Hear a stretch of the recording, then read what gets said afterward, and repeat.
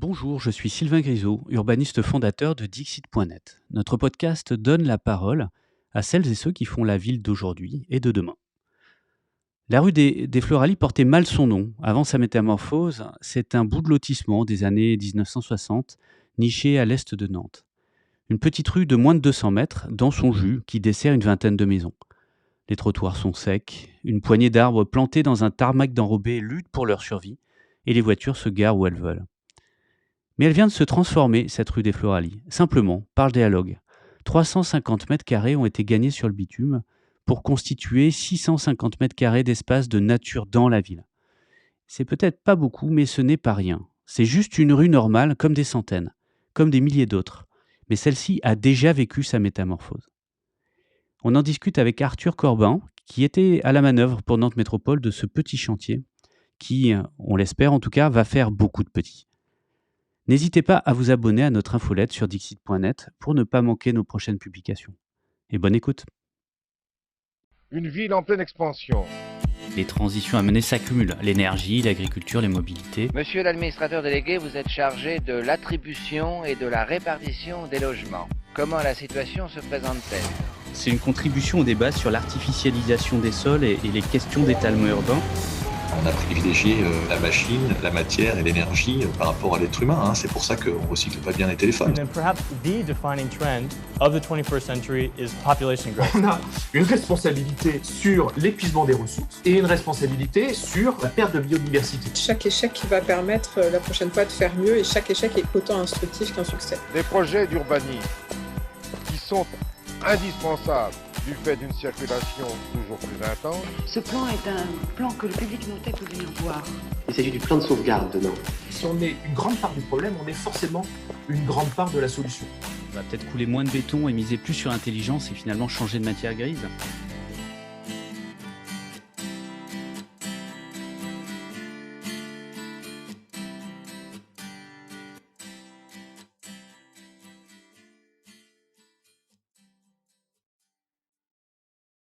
Arthur Corbin, bonjour. Bonjour. Alors Arthur, est-ce que tu peux te présenter ? Est-ce que je peux te laisser te présenter et peut-être nous dire aussi où on est, à part le fait qu'on est à Nantes tous les deux. Ça marche. Donc moi je suis Arthur Corbin, donc je travaille à Nantes Métropole, je suis urbaniste, géographe de formation. J'ai travaillé sur différentes thématiques, la planification, l'opérationnel. Là aujourd'hui je travaille sur l'espace public pour la métropole. Et je travaille dans un pôle, du coup je suis attaché à un quartier nantais et je suis responsable de l'espace public sur un quartier nantais. Et on est rue des Floralies dans le quartier d'Oulon-Botière, Nantes 10 plus communément. Alors rue des Floralies, c'est un beau nom. C'est évocateur. Ouais. C'est un grand nom aussi. Enfin, les Floralies, c'est pas rien quand on parle de végétal à Nantes. Pour autant, c'est une rue complètement secondaire, oui. Tertiaire même, mineure. Ouais. Et qui était plutôt un tarmac d'enrobé, sans doute plutôt des années 60, Ah oui. et qui avait sans doute pas beaucoup bougé depuis cette époque-là. Alors là par contre il y a une mutation en cours, qui est déjà bien avancée, avec une vraie démarche de renaturation. Est-ce que tu peux peut-être nous raconter un peu ce qui a été fait ici ? Alors il s'est passé un bel alignement de planètes. En fait, dans le cadre de mes missions et de ma position d'urbaniste, j'ai un œil sur l'espace public de manière générale, donc espace vert, espace voirie, enfin, surtout espace voirie plutôt qu'espace vert, vu que la direction nature et jardin de Nantes s'occupe particulièrement des espaces verts. Et c'est une rue que j'ai découvert assez tôt en arrivant à la métropole et en découvrant le quartier. Et j'ai vu qu'il y avait un besoin parce qu'on avait des trottoirs plus larges que la chaussée. Donc par ici, on a 12, 13, 15 mètres. On avait des arbres existants et ça paraissait assez triste. Donc voilà, j'ai détecté un potentiel et en fait, dans le cadre de nos missions, on a des budgets pour du réaménagement de proximité, pour le tissu justement qui n'est pas prioritaire, qui n'est pas proche d'un grand équipement, d'un grand axe routier, qui ne fait pas partie d'un grand projet du mandat. Mais on a des projets, on a des budgets pour faire évoluer le tissu existant. Et donc j'ai commencé à plancher un peu dessus. Il y avait la route qui était à refaire, donc là il y a un budget de rénovation qui est fait pour ça, donc on l'a fait en 2022, donc je l'avais prévu en 2021 et il a pu se faire en 2022. Et je m'étais dit qu'à la suite de ça, une fois qu'on aurait une voirie propre, ce serait vraiment super d'avoir le reste qui serait dans un très bon état. Et j'ai été sollicité par la direction Nature et Jardin à la suite, car les riverains étaient motivés pour faire un projet d'espace vert collectif avec la création de fosses en pied de muret, en pied de propriété privée. Donc de ma rue est un jardin. Donc une fosse, là, c'est quoi? C'est 30-40 cm? C'est ça, c'est 40 cm de profondeur, 20 cm de large dans le process habituel. Au pied du mur, mais du côté de la rue, donc voilà, sur l'espace public. Et il y a une convention qui est faite avec les habitants et ce que j'ai immédiatement proposé à ce collègue-là qui avait la main sur ce projet-là, de partager un plus grand projet, de dire tant qu'on est là, on peut aussi reprendre les trottoirs qui sont dans un mauvais état et surtout de désimperméabiliser tout ce qu'on peut et de redonner du confort aux arbres, travailler un peu sur l'eau pluviale, etc. Donc il y avait plein de choses à faire et puis moi de mon côté j'ai fait la conception parce que c'est mon rôle du coup sur ce genre de projet d'avoir la conception. Je peux m'appuyer sur des collègues évidemment dessinateurs qui ont aussi plus l'expérience sur les eaux pluviales, sur le nivellement, ça je peux m'appuyer dessus, mais là pour le coup j'ai fait assez seul ce projet-là. Et en croisant évidemment, alors là j'ai pas l'expertise du tout sur tout ce qui est végétal, biodiversité, je suis urbaniste mais j'ai pas de formation initialement là-dessus. Et du coup eux à la direction Nature et Jardin ils ont su me dire ce qui était possible, pas possible, sur quoi il fallait tendre. Et aujourd'hui donc on a gagné 600 mètres carrés de zones perméables. Donc on a des pieds d'arbres aujourd'hui qui sont généreux, on a beaucoup, là on les entend peut-être au micro, mais on a des oiseaux, on a plus d'oiseaux qu'avant d'après les riverains. Puisqu'on a fait un aménagement qui a réussi à coordonner les eaux pluviales, la pleine terre, les systèmes racinaires généreux. Enfin voilà. Donc on est sur ce qui était alors un vaste trottoir ou plutôt un vaste délaissé, qui serait plutôt de parking par ailleurs. Alors je peux en parler puisque j'habite à quelques dizaines de mètres de là. Les arbres en place ont été maintenus, la route a été refaite. On se retrouve avec des pieds de mur qui en effet ont été désimperméabilisés et plantés très récemment.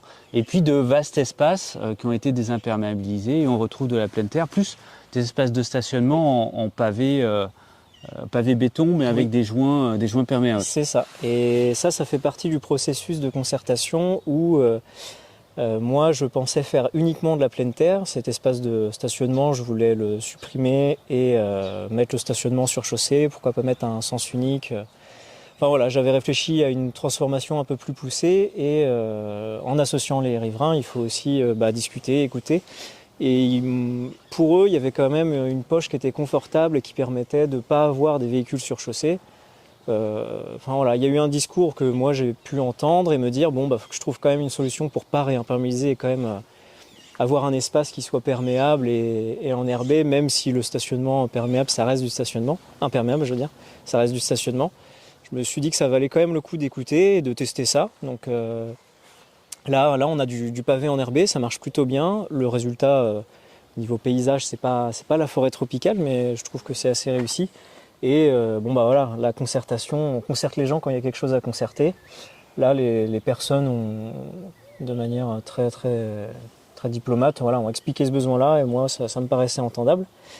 Et voilà. Et juste à côté de cette zone de stationnement, on a une sorte de petite mare qui est c'est un peu nouveau dans nos aménagements, surtout des aménagements comme ça de proximité. En fait, on a testé une chose, c'est que il y avait une petite problématique, une petite malfaçon, un petit aménagement un peu hors des clous. C'est-à-dire que les toitures, l'eau pluviale des toitures de 2 maisons, 3 maisons même, se dirigeaient vers le caniveau directement. Donc pas dans le jardin des habitations, alors qu'elles ont des jardins justement avec plutôt de la pleine terre. Et plutôt que de demander à ces riverains-là de déconnecter complètement ces gouttières-là et renvoyer l'eau dans leur jardin, on s'est dit pourquoi pas alimenter ces espaces-là qu'on fait respirer. Alors pourquoi pas leur faire boire un peu l'eau qu'on a autour. Donc à notre droite, on a une noue qui absorbe énormément. Donc le système racinaire, il y est peut-être pour quelque chose, mais on n'a pas de stagnation. Donc la noue remplit parfaitement son rôle. Et là, juste à gauche, donc en face de nous, on a l'exact inverse, c'est-à-dire qu'on a une nappe d'argile juste en dessous qui fait qu'il y a une rétention d'eau plus forte. Et on a choisi pour l'instant de le conserver. Alors c'était un peu déstabilisant pour tout le monde au début, mais on s'est dit qu'on allait voir comment ça allait fonctionner. Est-ce que le système racinaire de l'herbe petit à petit allait creuser quelque chose? Est-ce que l'humidité allait, est-ce que le sol allait se réhabituer à l'humidité? Et surtout, en fait, en période de pluie, ça déborde et ça déborde sur le joint des pavés enherbés qui sont un peu plus loin. Et là, ça termine dans la nappe. Donc, il n'y a pas du tout d'eau qui est perdue dans le caniveau et dans le réseau d'eau pluviale.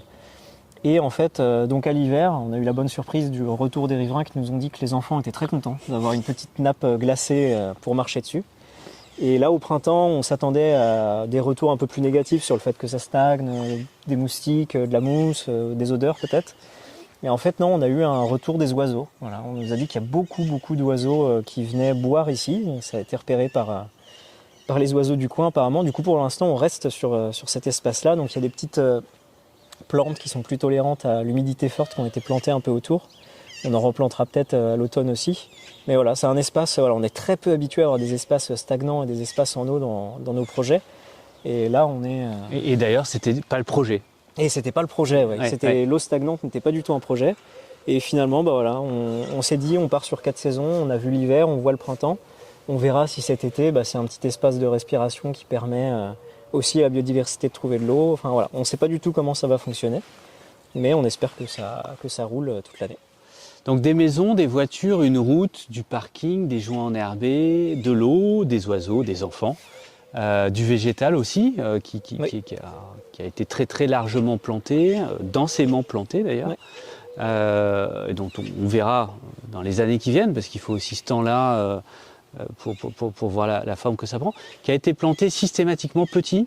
Oui, c'est la manière qu'ils ont de planter, c'est leur méthode de planter ces petits, enfin c'est plus des pousses, c'est plus que des boutures. Mais voilà, ils ont planté ces espèces-là qui sont du grand bleutereau et qui sont de cette dimension-là, justement, qui sont déjà prêtes à intégrer le sol, à pousser assez rapidement et à s'installer, à avoir un système racinaire qui va vite prendre ses marques dans le sol qu'on a libéré. Et donc issu de la pépinière de la collectivité qui est à 200 mètres de là. Alors, il y a la conjonction entre la demande de riverains d'intervention assez mineure sur les trottoirs, désimperméabiliser vraiment des petites bandes le long du mur, des investissements de voirie qui étaient quelque part planifiés et puis une idée qui traînait derrière la tête. Tout ça fait donc pas tout à fait partie d'un cadre de politique publique, en tout cas pas initialement. Comment on assemble tout ça? On a besoin d'en passer par une conception en interne, comme tu l'as fait. En même temps, le projet vit et il vit un peu différemment d'espérer. Comment est-ce qu'on peut s'organiser? Quelles leçons finalement on en retire aujourd'hui de ce qui est quand même une expérimentation assez discrète sans doute, hein. Oui. Alors au final, ça fait partie d'une politique publique. En fait, c'est un projet qui a été en avance de quelques mois, voire une année sur les politiques publiques. Parce que la politique publique était prévue, elle existait, mais les outils n'avaient pas encore été présentés à moi, par exemple. Puis, enfin voilà, c'était pas encore mûr. Et en fait, ce projet-là a pu profiter justement d'un budget d'une politique publique particulier, qui est le plan pleine terre. Et ce qui fait qu'au final, on rentre dans une politique publique et on est dans on a une politique publique qui est très large sur la désimperméabilisation. Et en fait, la leçon que j'en tire, c'est qu'il faut avoir envie. C'est dans notre position à nous d'aménageurs, d'urbanistes, de responsables d'espace public. Si on a envie d'améliorer l'existant, d'améliorer le cadre de vie, le paysage, la dimension écologique de nos espaces publics et aussi peut-être intégrer le vivant dans nos espaces publics, en fait, on arrive naturellement à la politique publique qui est déjà en place aujourd'hui. Mais effectivement, c'est une politique publique qui est neuve. Et en fait, on a essuyé les plâtres, oui et non, parce qu'il n'y a pas eu de mésaventures, mais en fait, on a été un peu les premiers à faire un projet comme ça, où tout s'aligne, où la politique publique, elle arrive au bon moment, les riverains arrivent au bon moment, j'arrive au bon moment avec mes idées. Et voilà, c'est la leçon que j'en tire, c'est que des fois, quand on a envie, on a de la chance et on arrive à mener à bien des projets assez rapidement, entre guillemets, en 2 ans, 1 an et demi, 2 ans. Alors 1 an et demi, 2 ans pour 600 mètres carrés dans un bout de rue sur lequel les gens ont envie et il n'y a pas d'enjeu d'hyperdensité d'usage, etc. Il n'y a pas eu, si on a maintenu des places de parking, il n'y a pas non plus à se battre au couteau pour en supprimer quelques-unes. Comment on passe à l'échelle tout ça?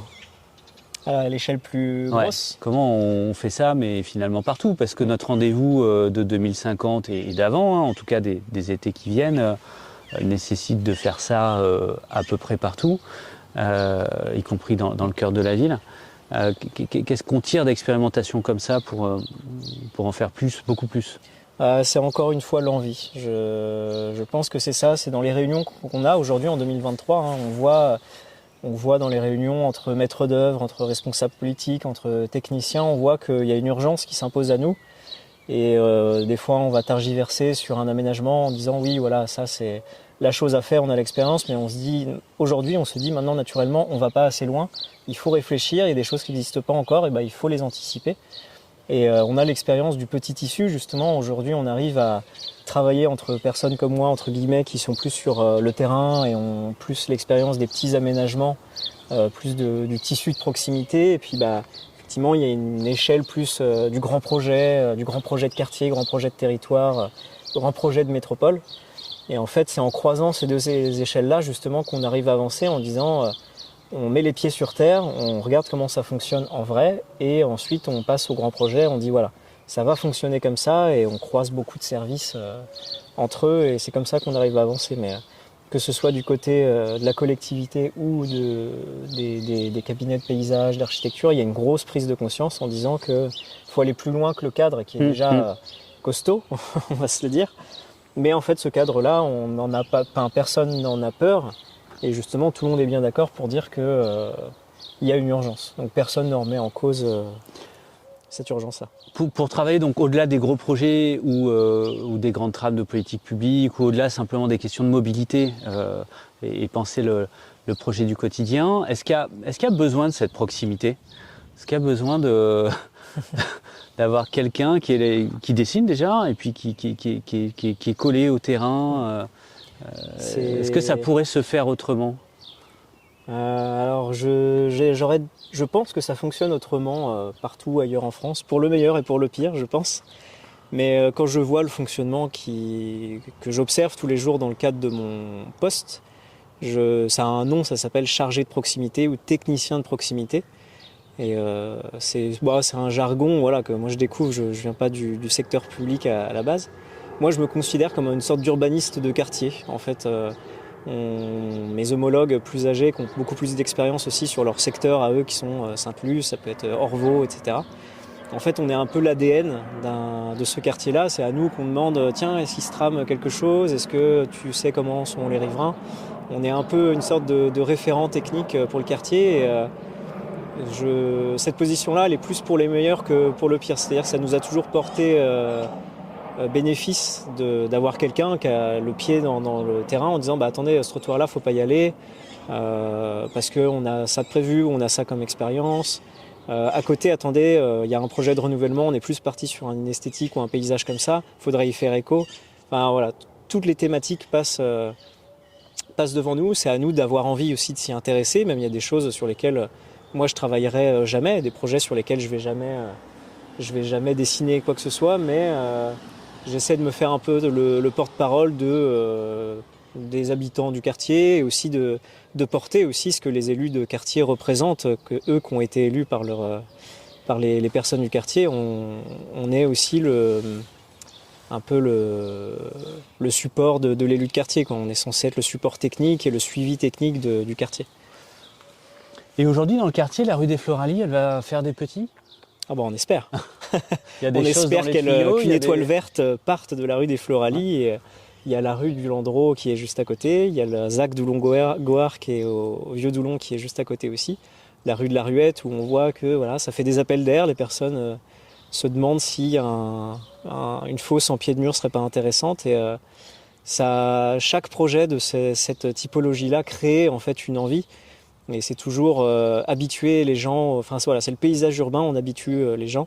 Tout à l'heure, je parlais par exemple de l'appui vélo cargo, qui est une nouveauté de 2022-2023 dans la métropole, et auquel tout le monde s'est habitué super vite, et aujourd'hui, on nous en réclame. On en dit, il y a un besoin, les gens ont du mal à se garer en vélo, il y a un équipement nouveau, et pour ce genre d'opération, ça donne à voir, et ça montre qu'on n'est pas obligé de faire des gros investissements, parce que sur un aménagement comme ça, on est parti sur du simple, sur du sobre.